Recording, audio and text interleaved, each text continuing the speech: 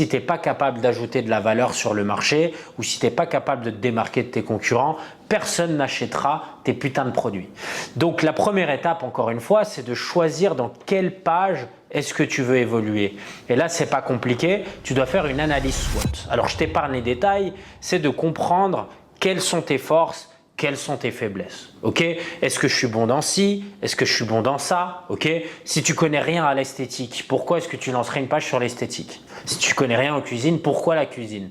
Peut-être que tu vas être passionné de cuisine, je dis pas le contraire, mais c'est un petit peu con. Ok? C'est comme si tu voulais ouvrir une boulangerie alors que tu as un diplôme de menuisier. Ça me paraît un petit peu bizarre. Mais tu pourrais le faire évidemment si tu as du temps à perdre et surtout du temps pour te former. L'avantage ici, c'est que tu as l'intelligence artificielle qui va tout faire pour toi. Ok? Donc peu importe la thématique, si tu as besoin de te former, c'est magnifique. C'est pas pour rien qu'il s'appelle ChatGPT parce que c'est comme un animal de compagnie. Il va te donner ce que tu as besoin. Si tu as besoin de réconfort, il te le donnera ce putain d'animal de compagnie.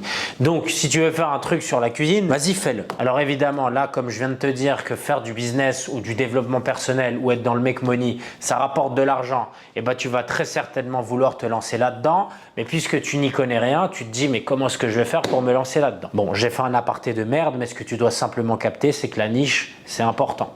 Ok? Ça ne veut pas dire que tu vas devenir plus riche si tu te lances dans le business ou dans le make money. Parce qu'en réalité, si ton produit est fort ou si le changement qu'il peut apporter est fort, mais il n'y a pas de raison qu'aujourd'hui tu puisses pas le vendre très cher. Je te donne un exemple.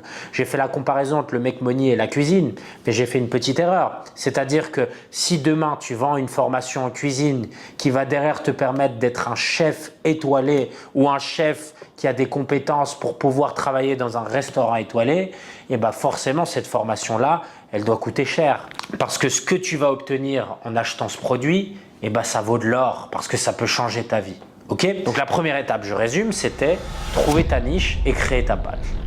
C'est pas compliqué, putain de merde. Ça te prend que quelques minutes. C'est ça qui est beau. Alors qu'en dropshipping, mon immobilier, tu dois trouver le bien, ça prend… Putain de merde, frère. Tu t'en sors jamais.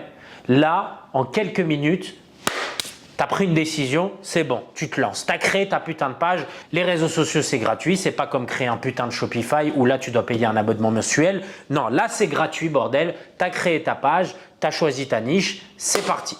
Deuxième étape. Alors là, ça devient plus intéressant. Pour commencer à gagner de l'argent, qu'est-ce que tu vas devoir faire? Tu vas devoir créer du contenu. Parce que si tu ne crées pas de contenu, tu n'as pas de vues. Et si tu n'as pas de vues, tu n'as pas d'argent. Ok? Vue égale argent. C'est une formule mathématique que tu dois te mettre en tête. Donc, comment est-ce que tu fais des vues et surtout, comment est-ce que tu crées du contenu? Là, tu as tout plein de façons de le faire. Je ne vais pas rentrer dans les détails. Donc, si tu as décidé de montrer ton visage